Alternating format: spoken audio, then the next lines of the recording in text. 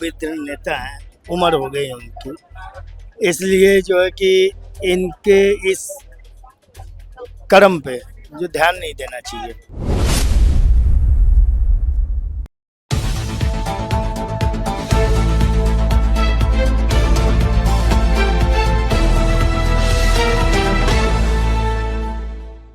नमस्कार, मैं सगुन चौरसिया, मॉडर्निस्ट मीडिया नेटवर्क में आपका स्वागत है। आज की चर्चा का विषय है बिहार। बिहार के 113 साल पूरे हो जाने के जश्न के बीच राजनीति गर्मा गई है। सीएम नीतीश कुमार पर राष्ट्रगान के अपमान किए जाने पर विवाद छिड़ गया है। कई जगहों पर पुतले जलाए जा रहे हैं, पोस्टर लगाए गए हैं और पोस्टर वॉर जारी है। महागठबंधन के नेताओं द्वारा प्रदर्शन और पुतला जलाए जाने की घोषणा कर दी गई है। तो चलिए जानते हैं राजनीति, बिहार की गरमाई राजनीति पर आम जनता की क्या राय है। सर, आपका नाम? कामेश्वर सिंह पप्पू है मेरा। कहाँ से हैं सर आप? मैं छपरा बिहार से रहने वाला हूँ और बाबा जय गुरुदेव संस्था से मूलतः मैं जुड़ा हुआ। तो सर, जैसा कि आप बिहार से हैं और जानते होंगे कि नीतीश कुमार ने जो हमारे राष्ट्रगान का अपमान किया है, उन्होंने स्टेज पे से चलते हुए राष्ट्रगान पे इशारे किए, उन्होंने जो भी करा, तो उस पर आप क्या बोलेंगे? देखिए, इस पर तो हम ये स्पष्ट रूप से बोलेंगे कि थोड़ी सी गलती चूक हुई है, इसमें दो मत नहीं है। लेकिन ये जो विपक्ष कह रहे हैं कि मानसिक रूप से वो अस्वस्थ हैं नीतीश कुमार जी, ये उनकी मानसिकता, वो खुद मानसिक रूप से अस्वस्थ है क्योंकि वो सरकार से बाहर हो चुके हैं। अरे कोई किसी से छोटी मोटी गलती अगर हो जाती है, इसको छोटी मोटी भी गलती मैं नहीं कहता हूँ, मैं क्षमा चाहता हूँ, लेकिन ये गलती चूक हुई है नीतीश कुमार जी से। नीतीश कुमार जी के पास अच्छा कितने काम किए हैं, इसको नहीं दिखाई पड़ता है उनको, और सिर्फ यही दिखाई पड़ रहा है कि इनको मानसिक रूप से अस्वस्थ हो चुके हैं। मानसिक रूप से विपक्ष वाले पूरी तरह से अस्वस्थ हो चुके हैं हमारे खास करके बिहार में। उनको सिर्फ चाहिए, चाहे जैसे भी हो, सत्ता चाहिए। सत्ता में आप इन करा दीजिए, सब कोई अच्छा रहेगा। आज से कुछ दिन पहले जिस समय इनके साथ थे, उस समय मानसिक रूप से बिल्कुल स्वस्थ थे, और आज नीतीश कुमार जी मानसिक रूप से अस्वस्थ दिखाई पड़ रहे हैं। आप याद करो, आज से 20 साल पहले वो बिहार की स्थिति क्या थी। आप लोग कहाँ से रहने वाले हो मुझे नहीं पता है, उस समय तो खैर आप लोग का जन्म भी नहीं हुआ होगा। जिस वक्त ये मैं बात आपको बता रहा हूँ, काफी बुरा स्थिति था छपरा बिहार में। पैदल चलना मुश्किल, गाड़ी से चलना मुश्किल। आप गाड़ी से चलो तो जो जैसे चाहे उसे पकड़ ले, किसी को छीन ले, किसी को मार ले, ये स्थिति थी उस वक्त में। ये नीतीश कुमार जी एनडीए के सरकार को सपोर्ट से ये वो आए थे और काफी अच्छा डेवलप किया बिहार को एक ऐसा मॉडल जरूर दिया कि वहाँ पर जाने आने में आप जो पहले 2 घंटे में सफर तय करते थे, आज आधे घंटे में आप रोड मैप आप देख लें, उठाकर देख लें इतिहास, जितना बढ़िया रोड उन्होंने तैयार कराया है शायद और कहीं भी नहीं हो सकती है। और कहा जा रहा है कि नीतीश कुमार अपने बेटे निशांत को लाने की उसमें सोच में है। ये तो हमारे पूरे हिंदुस्तान की परिपाटी चली आ रही है।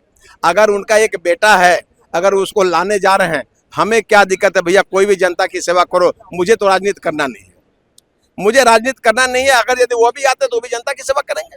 हम लोग देखिए, मूल रूप से हम लोग बाबा जय गुरुदेव संस्था से जुड़े हुए हैं, और ये मेरा सौभाग्य है कि 2024 में 1 मार्च को बाबा जी के तरफ से मुझे आदेश हुआ था विदेश जाने के लिए, मॉरिशस जाने के लिए। मैं मॉरिशस भी गया था आध्यात्मिक संदेशा बाबा जी का पहुंचाने के लिए। और मूल रूप से हम लोग का यही संदेशा होता है कि आप शाकाहारी रहो, मांसाहारी नहीं रहो।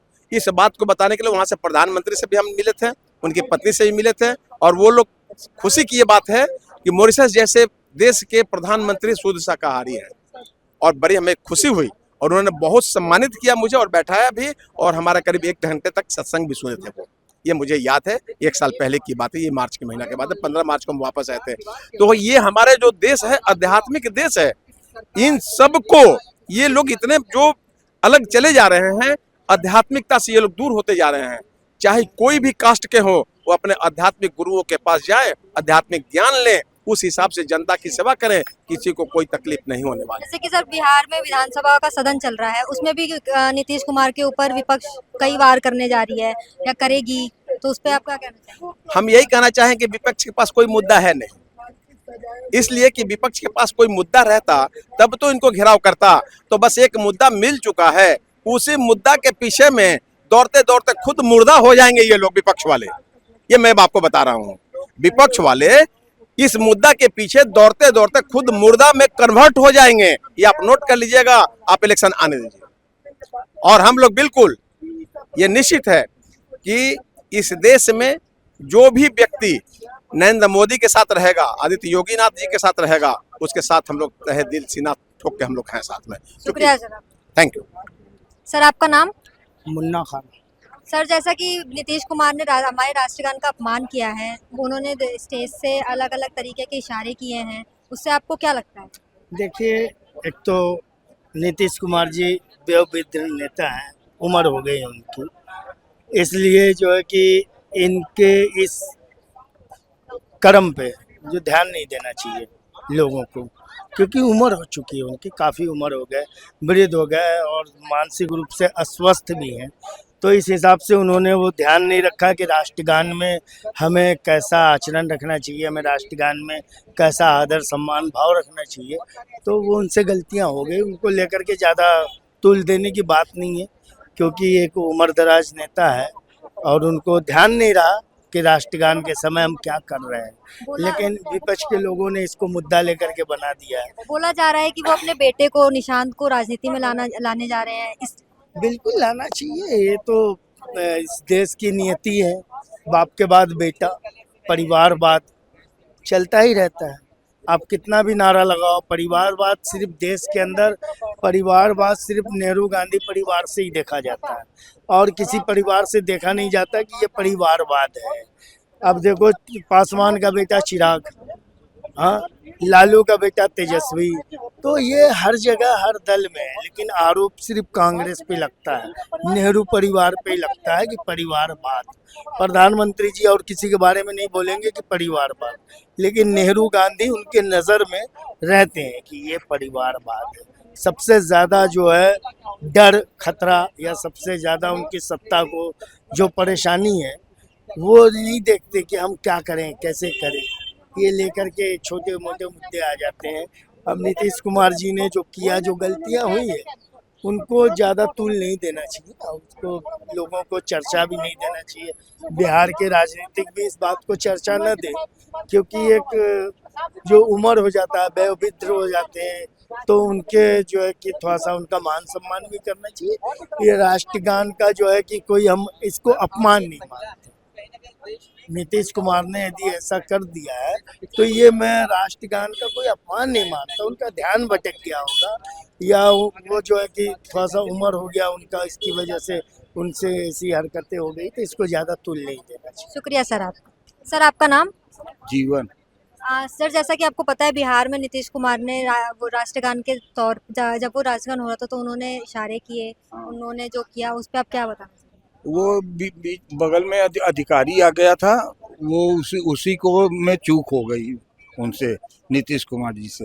वो जो है बहुत मतलब जानकार हैं मुख्यमंत्री, और उन्होंने बिहार के लिए विकास किया है, थोड़ा उनसे चूक हो गया है।